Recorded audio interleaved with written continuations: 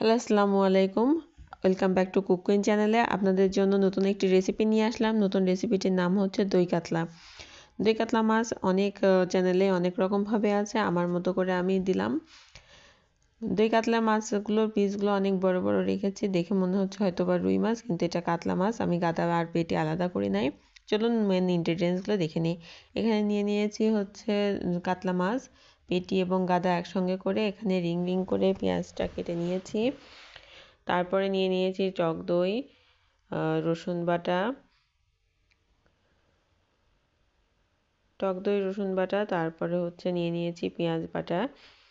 পেঁয়াজ পেস্ট একটু বেশি লাগবে এইতে মাছে। তারপর নিয়েছি রসুনের বাটা বা পেস্ট, একদম শিলে বাটা এগুলো। এটা নিয়েছি জিরা বাটা, এগুলো সব শিলে বেটে নিয়েছি। শিলে বাটা মশলার তরকারিটা অনেক মজা হয়। কাঁচামরিচ, এটাও শিলে বাটা। আর নিয়েছি লাল মরিচের গুঁড়ো। লাল মরিচের গুঁড়োটা হচ্ছে কালার এবং টেস্ট দুইটাই বাড়ানোর জন্য নিয়েছি। ধনিয়া গুঁড়ো, যেহেতু এই রান্নাগুলোতে হচ্ছে হলুদ ব্যবহার করা হবে না, এটা লবণ স্বাদ মতো এবং পরিমাণ মতো যে যেমনটা খান। এখানে মিক্সড পেস্ট, এটা হচ্ছে পোস্ত, বাদাম, পেঁয়াজ এগুলো একসঙ্গে দিয়ে বেটে নিয়েছিলাম। আর ছোটো এলাচ, এটা তেজপাতাগুলো কেটে ধুয়ে পানি ঝরিয়ে নিয়েছি। তারপরে নিয়েছি দারচিনি, এলাচ, বড় এলাচ, ছোটো এলাচ, লবঙ্গ আর কাবাব চিনি। এখানে প্যানে তেল দিয়ে তেলটা গরম হয়ে যাওয়ার পরে দিয়ে দিলাম মাছগুলো একে একে। দিয়ে মাছগুলো খুব হালকা ফ্রাই করব, শ্যালো ফ্রাই যেটা বলে। মাছগুলোকে শ্যালো ফ্রাই করে নিলে পারে মাছগুলো খেতেও ভালো লাগবে আর শক্তও হবে না, সফট থাকবে। অনেক নরম এবং সফট হয়েছিল মাছগুলো, খেতে টেস্টেও অসাধারণ হয়েছিল। দেখেন একদম টাটকা মাছ, লাল লাল, একদম টাটকা মাছ হলে বেশি ভালো হয় এগুলো। ফ্রিজে থাকা মাছগুলো অতটা টেস্ট বা মজা হয় না। ফ্রিজের মাছগুলো আপনারা যদি রান্না করেন সেটার টেস্ট আলাদা হবে, আর টাটকা মাছ রান্না করলে সেটার স্বাদটা অতুলনীয় এবং অসাধারণ হবে। এই যে এভাবে হালকা সাদা সাদা করে ফ্রাই করে নেব। আমি মাছটা ফ্রাই করার সময় কোনো কালার ইউজ করি নাই, হলুদও না বা অন্য কোনো কালারও না। এটা অথেন্টিক কালার বা অরিজিনাল কালার মাছের। মাছটা দই কাতলা মাছের আসলে অরিজিনাল কালারটাই ভালো, ফুড কালার দিলে অনেক রকম টেস্ট চেঞ্জ হয়ে যেতে পারে। আর এখানে এখন ওই মাছ ভাজার তেলেই দিয়ে দেব দারচিনি 2 টুকরো, বড় এলাচ 1টা, ছোট এলাচ 1টা, লবঙ্গ 2টা, কাবাব চিনি 3টা এবং 2 টুকরো তেজপাতা দিয়ে ভালো করে এগুলোকে ভেজে নেব। ভেজে নেওয়ার পরে দিয়ে দেব অন্যান্য মশলাগুলো একে একে। এখন পরিমাণ মতো মশলাগুলো আমি দিয়ে দেবো। পেঁয়াজ বাটাটা একটু বেশি বলেছিলাম, এই জন্য 2 টেবিল চামচ মতো আমি পেঁয়াজ বাটা অ্যাড করব।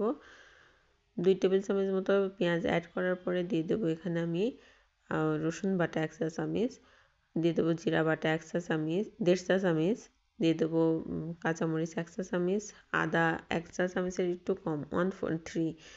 এখানে মরিচের গুঁড়া দিয়ে দেবো 1/2 চা চামচের মতো, ধনিয়া গুঁড়া দিয়ে দেবো 1 চা চামচের মতো, লবণ পরিমাণ মতো বা স্বাদ মতো।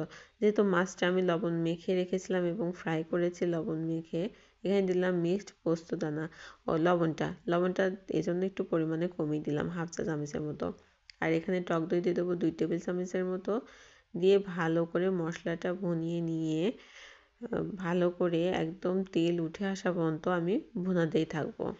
ভালো করে নেড়ে নেড়ে, যেহেতু নিচে লেগে যাওয়ার সম্ভাবনা থাকে, যেহেতু কিশমিশ বাটা আছে, বাদাম বাটা আছে, টক দই আছে, দিয়ে দেবো হালকা একটু পানি।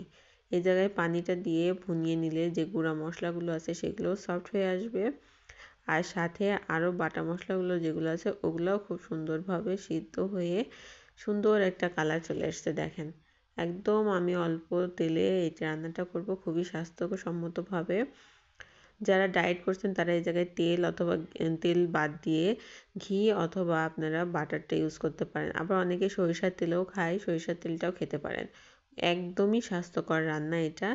এখানে শুধু জাস্ট আমি রান্নার তেলটা ব্যবহার করেছি। আপনারা চাইলে সরিষার তেল বাটা যেটা বললাম ওইটাই ব্যবহার করতে পারেন। মাছগুলো দেখেন অনেক সফট এবং সুন্দর। আমি একে একে মাছগুলো দিয়ে দিয়েছিলাম, দিয়ে তারপরে এটাকে মশলার সাথে মেখে নিচ্ছি উলট পালট করে, মানে এক পাশে মশলা মাখিয়ে আর এক পাশে দিচ্ছি।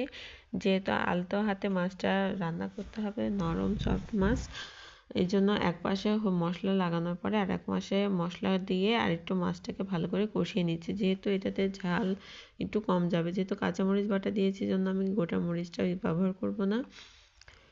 দিয়ে এভাবে একটু ভালো করে মেখে দিয়ে দুপাশে উল্টে পাল্টে একটু ভালো করে কষিয়ে নিয়ে তারপরে এখানে পানিটা অ্যাড করে দেবো।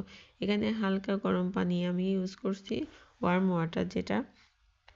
দিয়ে আপনারা চাইলে ফুটন্ত গরম পানিও ব্যবহার করতে পারেন বা ঠান্ডা পানিও ব্যবহার করতে পারেন, কিন্তু ঠান্ডা পানি ব্যবহার করলে একরকম টেস্ট আসবে, আর হালকা গরম পানি ব্যবহার করলে পরে সেটার স্বাদটা অন্যরকম আসবে। যেহেতু মাছটা খুবই হালকা ফ্রাই করা, এই জন্য আমি চাচ্ছিলাম যে মাছের টেস্টটা যেন কোনোভাবে নষ্ট না হয়। এভাবে দিয়ে আমি সুন্দর করে ফুটিয়ে নিয়ে দিয়ে দেবো পরিমাণ মতো চিনি। এখানে অ্যাড করব, যারা ডায়েট করছেন তারা চিনিটা স্কিপ করে যেতে পারেন, বা ডায়াবেটিস রোগীরা যদি চান যে একটু টক টক ভাব রাখবেন, টক দইয়ের যে একটা ফ্লেভার থাকে বা টেস্ট থাকে সেটা খেতে আপনাদের কোনো অসুবিধা না হয়, তাহলে আপনারা এভাবে দিতে পারেন চিনি বাদে। চিনির বদলে এখানে হানিও অ্যাড করে দিতে পারেন যারা হানি পছন্দ করেন। এখানে আমি চিনিটা দিয়ে দিলাম পরিমাণ মতো, দিয়ে এবার মাছগুলোকে ভালো করে এপাশ ওপাশ করে চিনিটা যাতে পানির সাথে মিশে যায় সেভাবেই দিয়ে দেবো। যেহেতু আমি ঝোলটা বেশি রাখবো না, একদম গামাখা রাখবো, মানে একদমই মাখা মাখা হবে। এটা পোলাওর সাথে খেতে খুবই মজার হয়। এভাবে আমি ঘুরিয়ে একটু টস করে নিলাম মাছগুলোকে,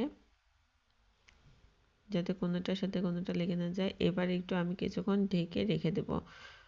যেহেতু মাছগুলো কড়া ফ্রাই করা না, ভিতরে যাতে রক্তের একটা ভাব বা লাল ভাবটা না থাকে, সেজন্য আমি একটু 2 থেকে 3 মিনিটের মতো ঢাকনাটা দিয়ে ঢেকে রেখে দেবো। দেখুন কি সুন্দর তেলগুলো উপরে উঠে আসছে, কত অল্প তেলে রান্নাটা হয়ে গেল সুন্দর। আর তেলগুলো যেহেতু টক দই দেওয়া ছিল, পোস্তদানা, বাদাম, এগুলো থেকে সবগুলো থেকে একটু মনে হয় অয়েল বের হয়ে এসছে, এই জন্য অয়েলের ভাবটা এখন দেখা যাচ্ছে।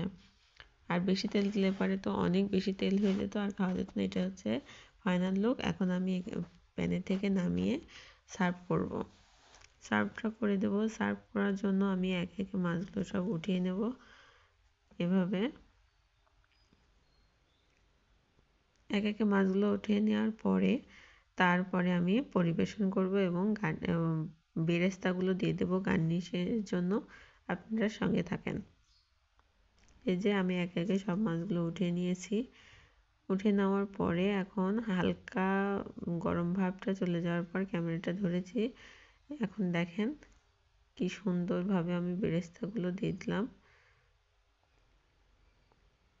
এই তো ফাইনাল লুক। ভালো লাগলে